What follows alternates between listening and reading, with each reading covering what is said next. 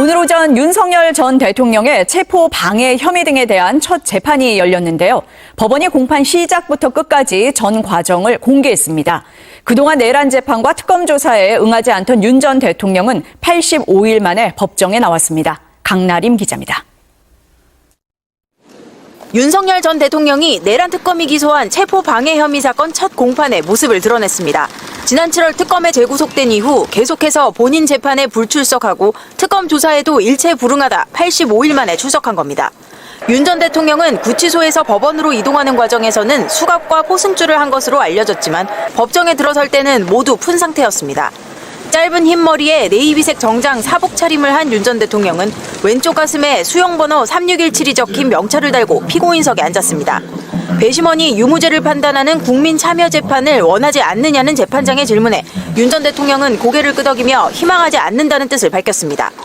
오늘 재판에선 윤 전 대통령의 체포영장 집행 방해 혐의, 비상계엄 선포 전 국무회의에 참석하지 못한 국무위원 9명의 계엄심의 의결권을 침해한 혐의 등과 관련해 특검의 공소사실 낭독과 윤 전 대통령 측 입장 진술이 이어졌습니다. 특검 측이 공소사실을 읽는 중간중간 윤 전 대통령은 눈을 감기도 했습니다. 윤 전 대통령 측은 특검 측의 공소사실을 전부 부인한다는 입장을 밝혔습니다. 1차 공판이 종료된 이후에는 곧바로 윤 전 대통령이 청구한 보석신문이 진행되고 있습니다. 이날 재판은 법정 촬영이 허가돼 재판 시작 전 1분가량 촬영이 이뤄졌습니다. 재판을 마친 뒤엔 개인정보 비식별화 과정 등을 거쳐 재판 영상도 공개됩니다. 선고가 아닌 하급심 재판 진행 과정이 중계되는 건 이번이 첫 사례입니다.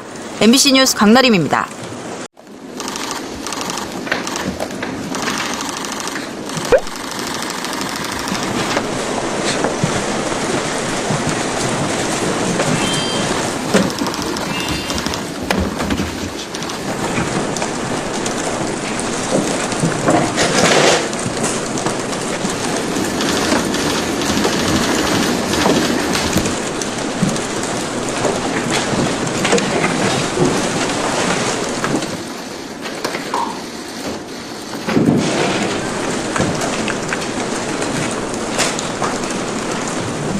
촬영을 중단하고 개장하여 주시기 바랍니다.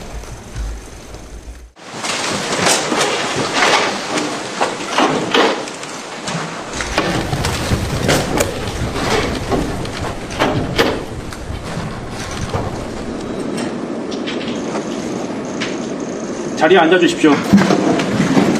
윤석열 전 대통령이 그 내란 특검에 의해서 재구속된 뒤로는 사실 법정의 모습을 드러내지 않고 있었는데 오늘 이제 추가 기소된 혐의로 열린 재판, 그러니까 특수공무집행 방해, 체포 방해 혐의로 열린 첫 재판에는 출석을 했습니다. 네, 지금 입장할 때 모습인데 뭐 말씀하신 대로 머리가 좀 하얗게 샜고, 그러니까 염색을 이제 못하니까 샜고, 그다음에 이제 좀 커트를 짧게 했죠. 구치소에서 아마 좀 한 것 같은데. 아, 구치소 코치예요?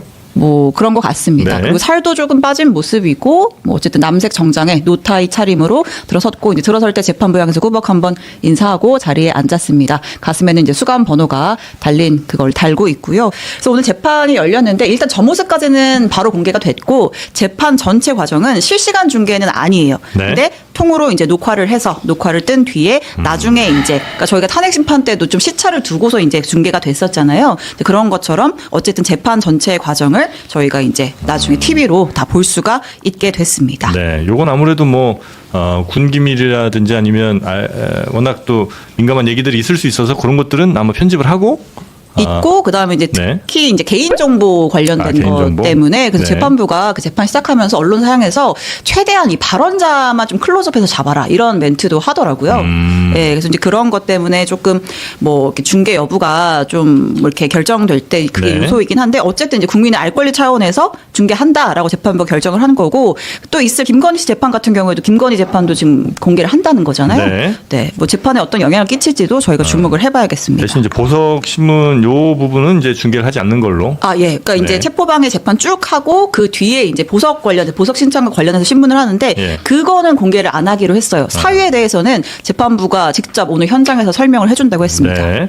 이렇게 공개되는 거는 뭐 긍정적인 어떤 효과를 혹시 좀 기대할 수 있겠습니까, 우리 서 소장님? 재판부가 밝혔다시피요. 네. 국민의 알 권리와 공정한 재판이죠. 특히나 최근에 사법부가 국민적인 불신에 좀 직면해 있습니다. 그런 상황에서 사법부도 특검이 특검법에 근거해서 네. 정당한 사유 없이 공개를 하지 않는 부분에 있어서는 법으로 강제할 수 있기 때문에 저는 재판을 공개하는 것인데 저는 이 내란이라는 사태를 빨리 수습하는 차원에서는 공개 재판이 지속돼야 된다고 봅니다. 그래야 국민들의 관심이 집중이 되고 네. 이게 오래 끌 일은 아니에요. 저는 빨리 이 내란 재판이 마무리가 됐으면 좋겠다. 그래서 공개를 하게 되면 재판부도 신속하게 뭔가 명확하게 재판하려는 자세를 보이기 때문에 저는 이 부분은 국가 안보 이런 부분만 아니라면 공개 바람직하다. 재판으로 계속했으면 좋겠다 생각합니다. 네. 예, 우리 재판이 공개되면 공정한 재판이고 공개가 안 되면 공정하지 않다는 논리는 제가 받아들이기가 좀 어렵고요. 그건 재판부가 한 얘기, 제가 한 얘기. 아니, 제 얘기는 재판이 공개가 되면 재판이 공정하게 될 거라고 말씀하셨잖아요. 재판부가 그렇게 얘기를 했죠. 무슨 말이에요? 공정한 재판을 위해서 방청을 허한다. 이건 재판부 얘기죠. 제 얘기가 아니라. 아주 공식을 잘 꼬아가지고 말씀을 하시는데 어쨌든 제 개인적으로는 참 저런 모습 보는 게 그냥 괴로워요. 재판 빨리 끝나고 그리고 재판 거부하시는 그 과정이 있잖아요 지금도. 네. 오늘만 나온 거잖아요. 네. 다른 벤 출석 아예 안 했죠. 그러지 않으셨으면 좋겠어요. 저는 그 옆에 계신 뭐 변호하시는 분이나 또 윤 대통령 뭐 연애하시는 분이나 지금은 뭐 금지돼 있지만 그분들이 진짜 윤 대통령 위해서 계신 분인지가 여전히 의심스럽다. 윤 전 대통령을 위한다면은 재판에 성실히 임하고 전직 대통령으로서의 품위를 최대한 유지하는 가운데서 재판을 받는 게 옳잖아요. 근데 그 반대 길을 가시려고 하는 게 혼자만의 생각이겠느냐 또는 혼자만의 생각이라 하더라도 그걸 돌려서 그러시지 않도록 해야 하는데 이분들이 나중에 뭐 정치 세력화를 하려고 그러는지 당 하나 만들어서 뭐 3% 넘기면 의석 하나 나오니까 그것 때문에 그러는 건지 그 부분이 상당히 저는 아쉽고 네.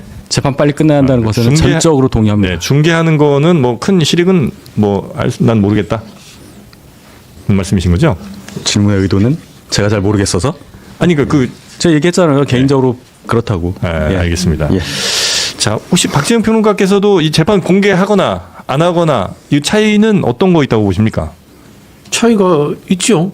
예. 보통 이제 비리 기득권 특혜라는 것은 폐쇄된 공간, 예. 남들이 보지 않는 공간에서 이루어지지 않습니까?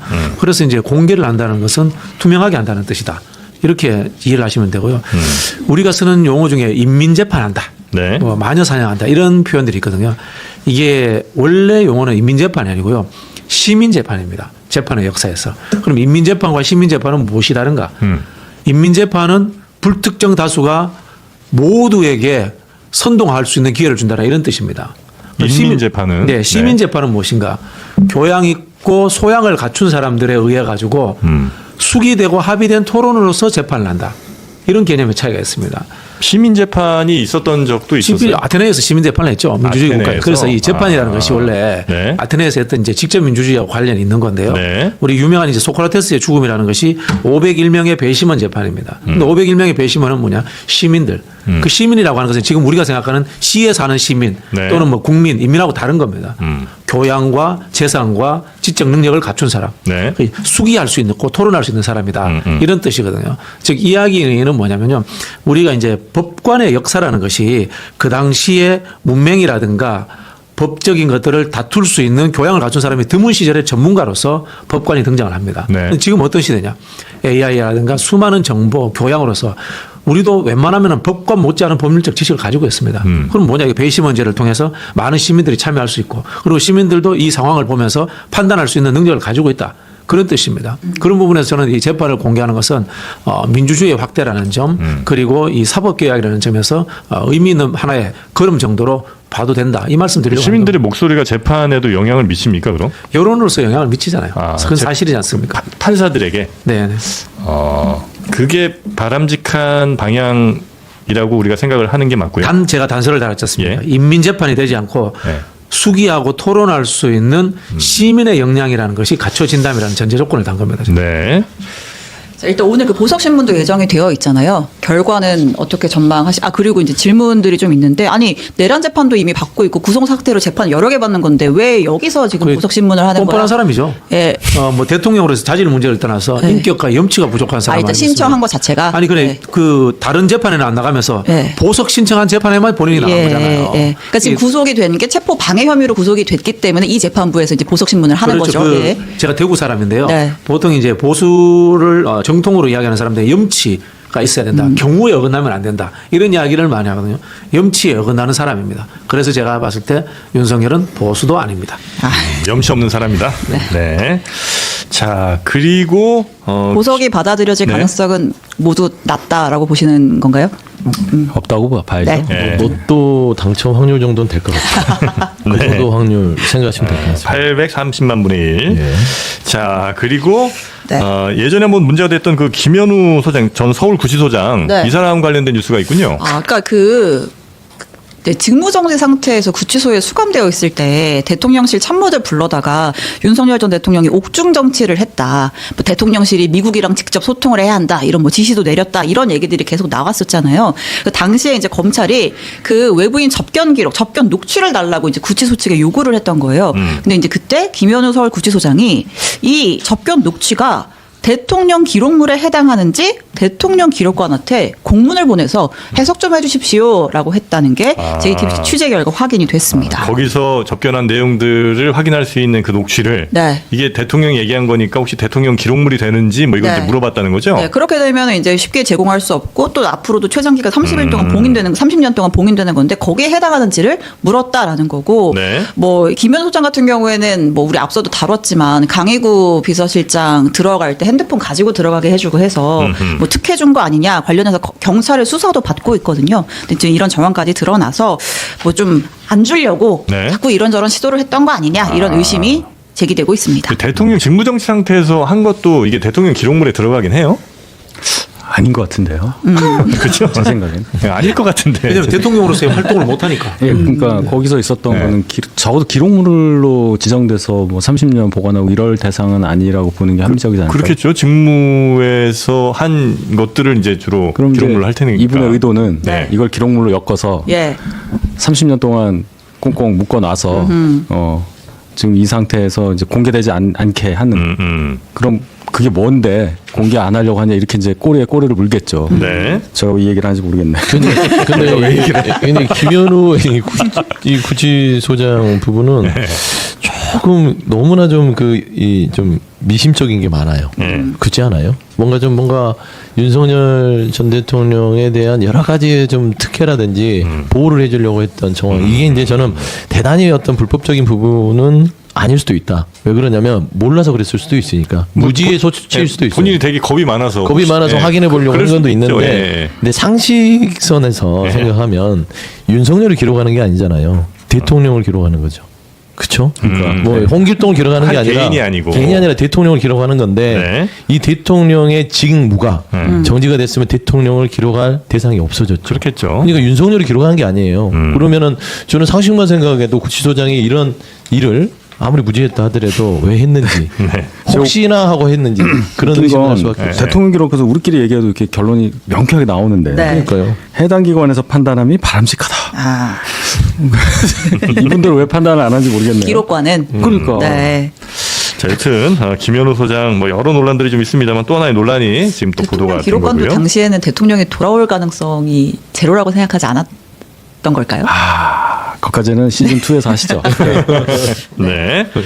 자, 그리고 다음 뉴스 한번 넘어가 보겠습니다. 네. 아, 그리고 그 앞서 그 이제 윤석열 측에서 뭐 보석 신청도 하고 그다음에 이제 특검법 자체가 위헌이다라고 하면서 헌법 소원을 냈던 게 있어요. 네. 그러니까 이제 현행 특검법이 입법부가 수사권에 개입해서 특정 정당 배제한 채 국민의힘 빠지고 특검 임명했기 때문에 여기 박진영 선생님 너무 제가 설명할 때마다 분노를 참는 표정을 자꾸 짓고 아니, 뭐 계셔서 도 닦으시는 거예요, 뭐예요? 이 자리가 네. 아주 더 안 좋아. 아니 윤석열 측의 주장을 설명할 때마다 예, 항상 두 이게 눈을 꼭 감고 말도 안 되는 소리를 듣고 있으려니까 깊은 한숨을 지금 계속 쉬세요. 그만 참으세요. 네, 라고 해서 헌법 소원을 냈는데 네. 헌재에서 이 사건의 주심을 맡는 재판관이 정계선 재판관 것으로 정계선 재판관. 네, 확인이 됐습니다. 아, 이분이 조금 더 진보적 성향이다 이렇게 분류되는 분이죠? 예, 굳이 이제 분류를 하자면 네. 헌법재판관들의 성향을 분류했을 때는 진보 성향의 인물로 분류가 되고, 그래서 사실 지난 탄핵 심판 중일 때도 윤석열 측에서 정계선을 기피하겠다라고 아, 기피 맞아. 신청 냈다가 아, 그렇죠. 기각이 된 바가 있죠. 네. 근데 이제 이 관련 헌법소원 같은 경우에는 이제 비슷한 취지로 일반 시민이 냈던 게 있었는데, 그것도 지금 일단 지정재판부에서 다룬 다음에 이제 전원재판부로 넘어가는 건데, 넘어가기 전에 이미 그냥 각하 결정이 났었어요. 그래서 이것도 사실은 네. 각하 가능성이 높다. 예. 알겠습니다. 이건 뭐 특별히 논평 뭐 더 할 건 없을 것 같고요.